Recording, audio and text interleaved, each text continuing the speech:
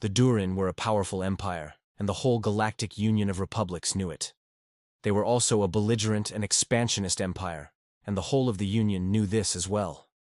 None more so perhaps than my people, the Cshora, who had somewhat recently come to share a border with the Duurin.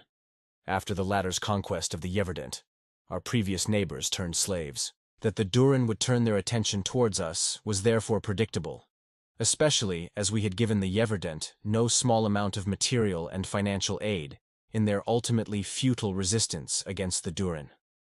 That hadn't been a popular decision domestically for this very reason, though at the time it was hoped that the Yeverdent would put up enough of a fight that the Duurin's empire would be incapable of launching another war so soon. Naturally, things did not go to plan on that end, and so the new administration did all that it could in an attempt to appease the Duurin, though they were no fools.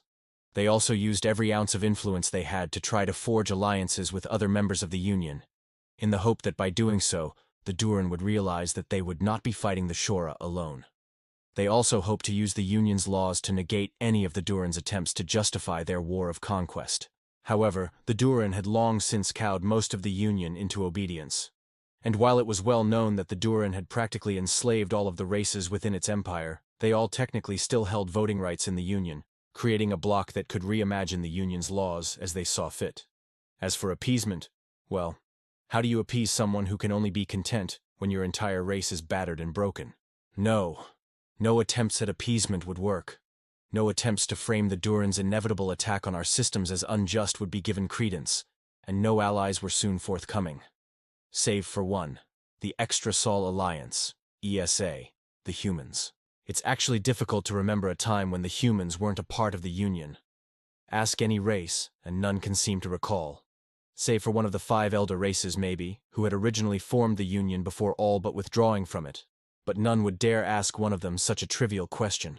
Not even the Duurin, whose fear was reserved for these 5 races alone. And yet, despite their age, the humans seemed insignificant. They had achieved some wonders, certainly. The ring world that encompassed almost the whole of the Halifax system was something only the elder races had built, and not even all of them, though the holdouts likely failed to do so simply because they lacked the need to. The Dyson swarm of the Troy system was similarly impressive, and beyond the capabilities of virtually all other species in the galaxy, at least in the sheer number of installations that made up said swarm and the complexity of their orbits. Despite these grand achievements, and they were certainly grand, they had little else to boast of. While they had built technological marvels in many of their systems, the number of systems they had colonized was exceedingly few. Furthermore, their military preparedness was all but non-existent, only a handful of defense fleets at best.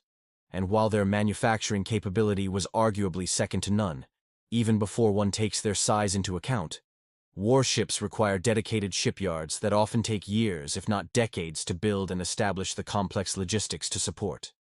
The ESA possessed only a single such shipyard. Why this was the case was certainly a curiosity to much of the galaxy. But then humanity was said to have lost their cradle early in their exploration of and expansion into the galaxy, having been all but wiped out in some cataclysm. Thus, that they might develop along different paths from the rest of the galaxy wasn't too surprising. Therefore, despite how the humans openly supported us, even joined our alliance to confront the Duurin should they invade, it wasn't seen as being nearly enough. And so it should be no surprise that, when the Duurin took that final step and declared war on us, we felt as though our fate had been sealed.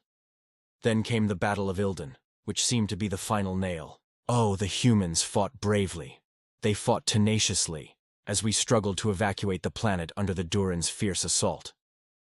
I still remember Admiral Kios's words, how he swore that, as long as a single human kept fighting, the Duurin would neither kill nor capture a single one of our civilians. His words held the weight of prophecy, his tone carried certainty. They would not prove to be false, and oh, were the humans not magnificent!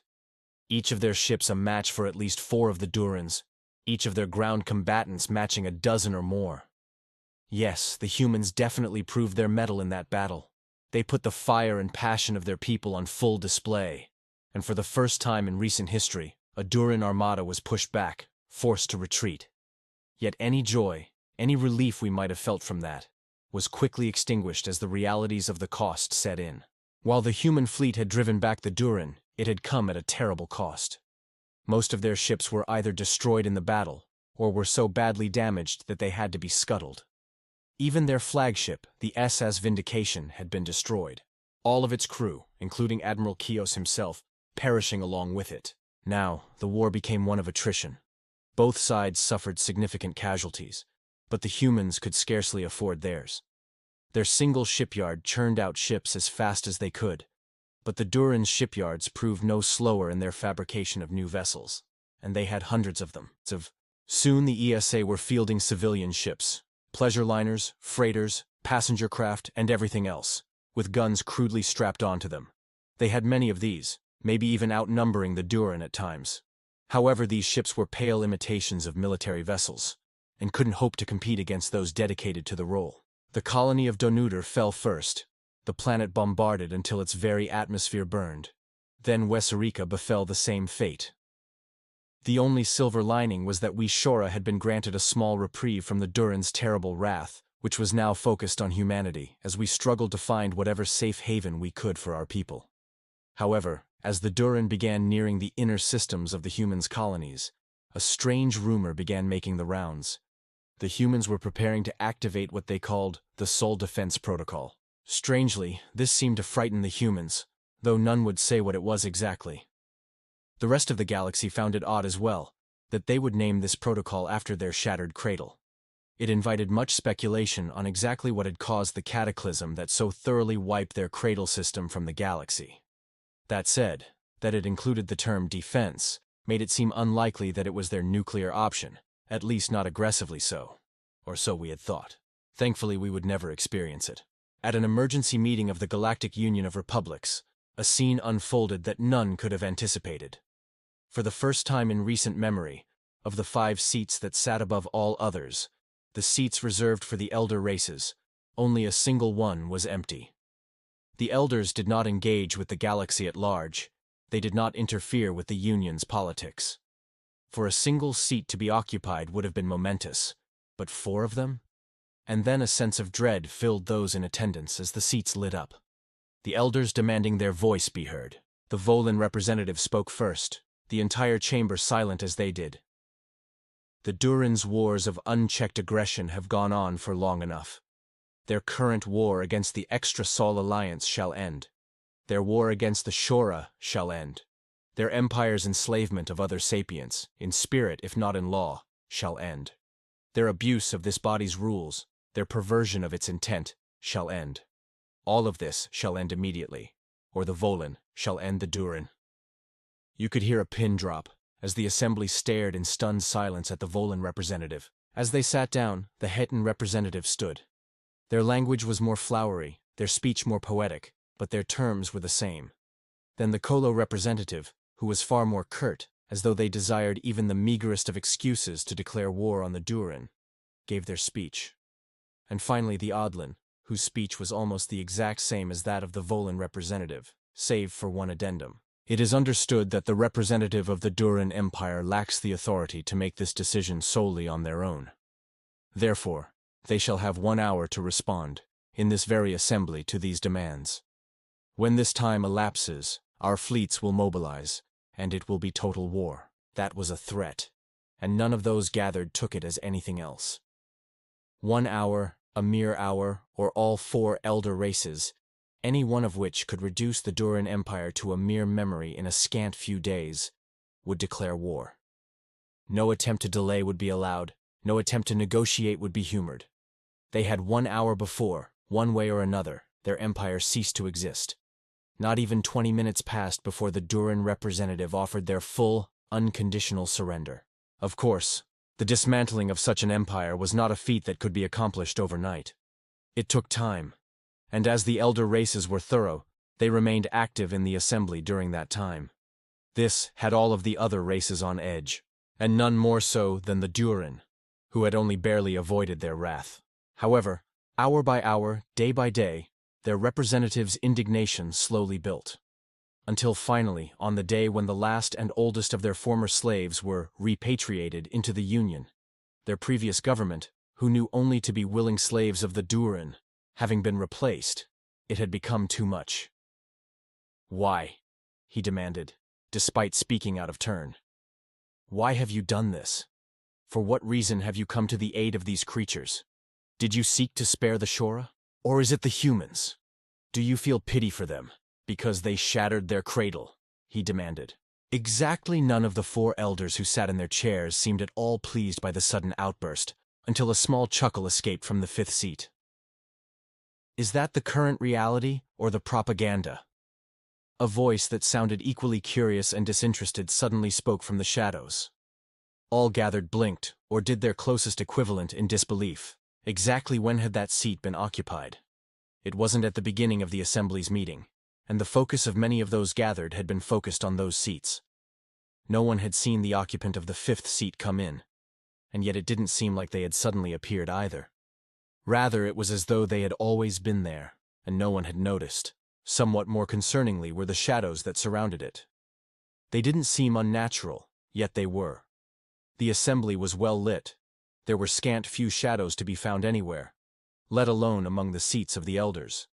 Yet the 5th seat was bathed in them, a darkness as deep as the void itself, both natural and unnatural enveloping it. Make no mistake, they did not act to protect humanity from you. The figure stated as they manifested from within those shadows, from within the deep darkness, and approached the railing that separated the elders' seats from the rest of the assembly. It spoke softly, yet its voice was deep, unwavering, and carried unnaturally across the gathered hall. Not unnaturally in the sense of microphones and speakers, but altogether foreign. And yet many of those assembled, myself included, glanced at the ESA ambassador Janice Johnson, who herself seemed to pale. We couldn't help but notice the clearly recognizably human cadence of their speech. As the figure put their hands on the railing, we noticed that they wore what appeared to be a type of armor, one not unknown to the galaxy, and yet still foreign. Then its helmet did something. Even seeing it firsthand, the words to explain it fail me. If it had simply folded in on itself, it would be easy enough to explain, but it didn't. It peeled away, but it also evaporated into the shadows, yet was simultaneously absorbed inside their flesh, and yet into itself. It didn't do something natural. It didn't do something physics can allow. And that was when the speaker revealed their face, their clearly human face, a face that, looking back, was eerily similar to that of Admiral Kios. Make no mistake about why these young ones acted as they did. The individual spoke, fire burning in their eyes. That fire was not passion, not rage, not hatred. Literal fire burned around the edges of their eyes, licking at and falling into pupils that shined with a darkness that made the void itself seem blindingly bright. They did it to protect you. Their lips curled into a grin, the space around them distorting in unison. As it became clear, the individual was addressing the assembly as a whole, from us. Then the figure returned to their seat, as the shadows that enveloped it receded to nothingness. Before our very eyes, we witnessed the individual depart, though none can remember how or when.